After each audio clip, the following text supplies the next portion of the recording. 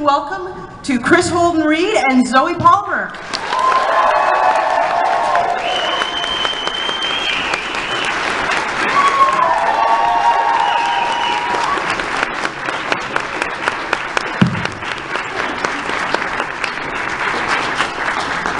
Hello, Edmonton. Hi, guys. Now, before we begin, I'm just going to throw out a couple of ground rules. One, I've been asked to tell you no flash photography. If you do use flash photography, you're going to get one warning and then you're going to get ejected. So Wow, don't be that guy. There's rules at a panel. That said, if you turn off your flashes, you're free to take photos. Other things. I like to do a bit of about a 15-minute Q&A just to get everybody warmed up. And then as far as I'm concerned, these shows are all about you guys, the fans. So at that point, I'm going to hand it over to you so you can get all your questions answered. There are going to be 2 Edmonton Expo volunteers on either side of the room in the blue shirts with microphones. If you have a question, please queue behind one of them and they will hand you the mic.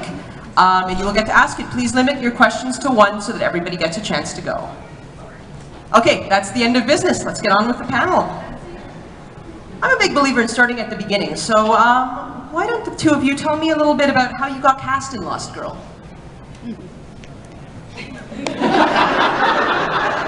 I'm actually frightened right now. Yeah, no, I think at the beginning, first there Can was I nothing, take a picture with and then Flash? there was the Big Bang, and then all space and time in the universe poured out of this tiny Thank you, Stephen Hawking. amoeba. All right, anyway. You know what Well, I you realized? slammed Anna Silk up against the wall in your audition. Yes, I And I caressed her lovingly, and then we were both cast. And that's the short and narrow. That's the truth. That's not I guess it came to me, you know, the usual channels, agent, and I read the script and I loved it. I knew it was something I wanted to get involved with, so I changed my headshot to a picture of a wolf. Figured that would work, you know. And I went in and I basically pitched them my story of Dyson and what I thought he should be, backstory, and what I would want to do with him as a character. It was kind of less of an audition, more of a pitch. And then they brought me in to meet Anna, or a couple weeks later I screen tested with Anna, and yes, I picked her up and threw her against a wall in the throes of passion. And we broke the drywall in the audition. And that was when we both got the part. Yeah. I didn't do that at all. I just auditioned, but I do remember on the screen test, the director of the very first episode, who was that The guy? incredible, oh, that guy. The French guy. The guy who shot our pilot was one of our great Canadian directors named John Fawcett, who has now created Orphan Black. Yeah, big shout out. But yeah, that guy was. No, but there was. Alec, can you add? Yes, Alec, can you add? And he said to me in the audition, because they wanted to make sure that Anna and I had a ton of chemistry, like it was drilled into me. The casting director came outside, I was sitting in the waiting room, and she was like, I just want you to know, whatever you can do to emit chemistry to Anna, because they need that. They need to see that you guys have a real connection. And I got in there, and the director was like, what we need is the baba! That's literally what he said to me. He was like, we just need na-na-na-na-na-na from you. I was like, what the fuck does that mean? What are you talking about? So I na-na-na'd my face off, and like as best as I could. And here we are. Yeah. The thing that I always find really interesting about the Canadian industry is that it's very small and tight-knit. And I know that some of you guys on the cast have worked together before this show. How did that change the dynamic on set, knowing each other? I like how you say, what did you say? Tight knit? Tight knit. Tight-knit. Yeah, we say loose and incestuous, but that was very nice. That was a nice way of putting it. Go ahead, Zoe. I don't know. I only knew Anna a little tiny bit before before I was on the show, just from the audition circuit and that. So I had a very little bit of sense of her, but that was all. I didn't know any. I'd worked with you on Paul Shepard, and that was it. And I played a psychotic ex-girlfriend of yours. Yeah. Who was a professional fluffer. Yeah.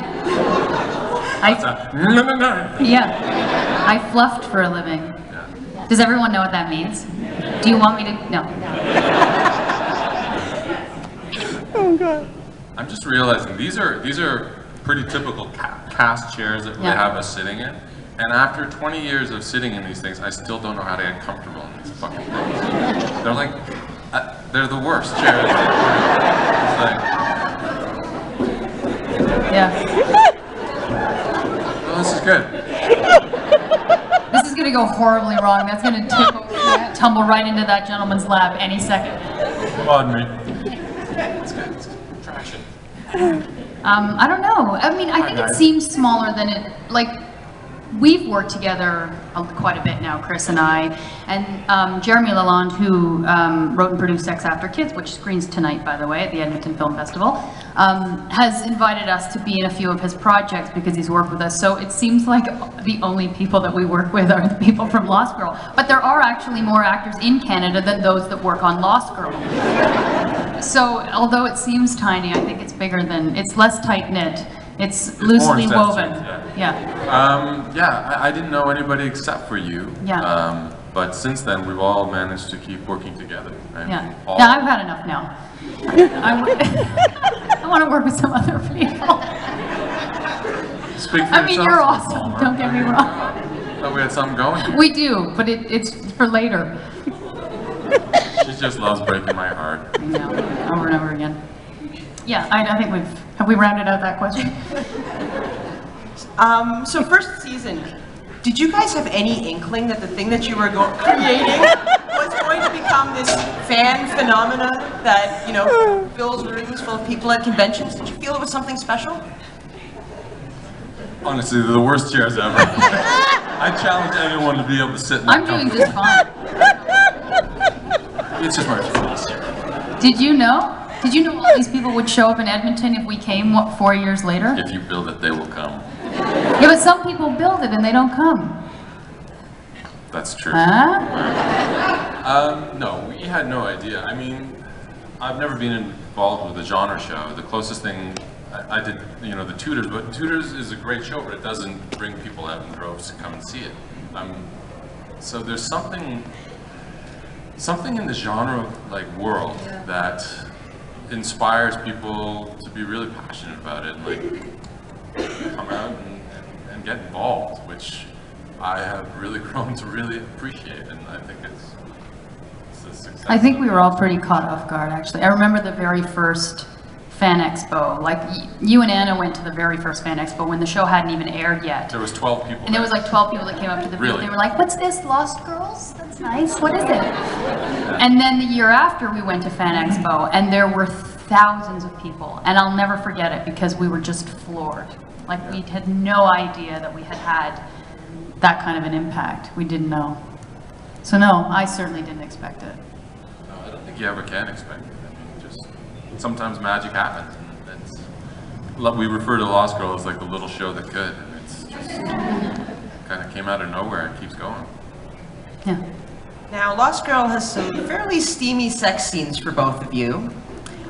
What are those like to shoot? Do you find them challenging with the entire crew standing around, or is it kind of fun?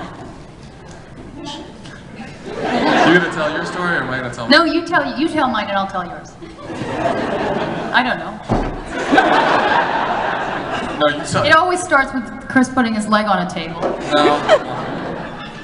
I don't sit in these things on set, honestly, because they just are the worst. Anyway, enough drama about the chair. I'm gonna tell yours. I don't know. Why don't you just show us yours? Why don't we just demonstrate?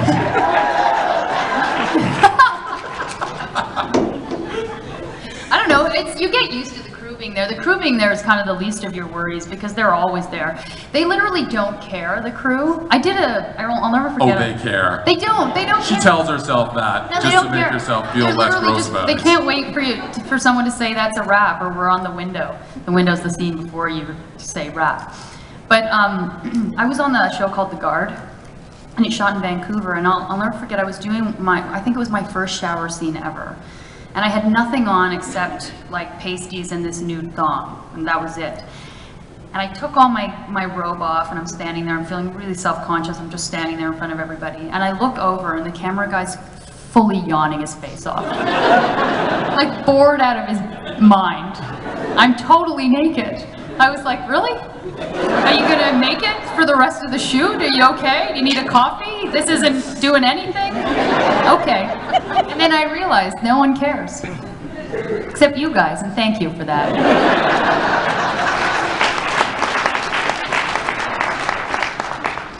Mine was a little different. Usually the guy's job is to cover up the girl's bits. So, Really? well, you know, because I have Anna. You can show, yeah, you have Anna. You can show my butt, but you can't show a girl's butt usually. So the first sex scene that Anna and I had, I'm on top of her like this, and I have to be completely naked because. But for a sock. Except for a little socky thing. Yeah. Anna's, you know, she's got the pasties and on, everything's covered, but I'm like naked, and I'm on top of her. And we have to roll into this her on top flippy thing. But what that means is for me to start the roll, I'm like this. And you guys are the camera. And you guys are the camera. And I look behind me, and not only is it camera, it's Video Village, it's the whole fucking production team. And I'm a skinny guy. I mean, like, when you bend over, there ain't no coverage. And yeah, so that wasn't very comfortable for me, and I didn't see anybody yawning. I saw a lot of this.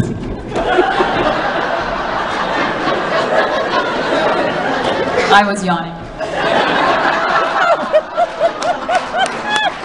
You were yawning? No, listen, you have a wonderful anus. It's really nice. And I've seen Did you just so say I have a nice anus? That actually happened. That is now out in the world. Thank you. I appreciate that. I haven't seen it myself ever. I'm glad you like it. Anyway, can we keep this professional? I think we remotely answered your question. All right, all right. Are you going to put my shirt on? If this ends with him kicking you off the stage, that'll be amazing. Oh my God. Okay, each of your characters have had several story arcs over the course of the series. Which has been your favorite and why?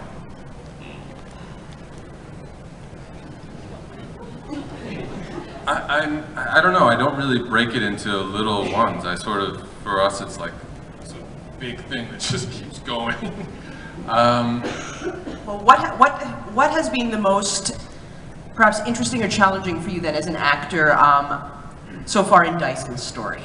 Well, I mean, at first when Dyson lost his love at the end of season 1 and we started season 2, it was a bit of a pickle. It was like, how do we show the absence of love? How am I going to play this? And originally we were only going to do 13 episodes that year, so I was only going to have to do that for maybe 7 of them, and then we got back ordered for another 9. So all of a sudden I'm playing this absence of love, this dour sort of feeling for 20 episodes. And while I was doing it, I was starting to really loathe it. But now I look back and I see that it actually was a real gift because it gave me somewhere to go. You know, like season 1 was falling in love with Anna or Bo, and then, you know, losing it and then bringing it back. So it's been a nice roller coaster ride for Dyson, as opposed to if I hadn't done that, it would have just been, you know, I love you. I love you more. I love you even more. I love you so much, I'm gonna explode! I exploded! It's messy and embarrassing, and I even love you more! You know, so anyway, I had somewhere to go. Next. How's your chair? I don't know. I liked it a lot when I was right at the very beginning of the show, when I was walking the line of good, bad. And I kind of, you never knew where Lauren stood. I was really enjoying that part of it. I struggled, I think, anytime Lauren gets really, really sort of sad and emotional, like sometimes we stay in that world with her for a really long time, and that's a struggle as an actor, for me anyway, because it affects you. You know, when you get affected by that, staying in that state of being for such a long time, and you kind of go home and you're just like depressed because Lauren's had a rough go, and Zoe, and I'm not as dour as she sometimes can be. So So that's sometimes a struggle, but I also liked the Dr. Taft storyline at the end where I got to work with the sort of dark side and that stuff. That was fun again, yeah. All right, this is officially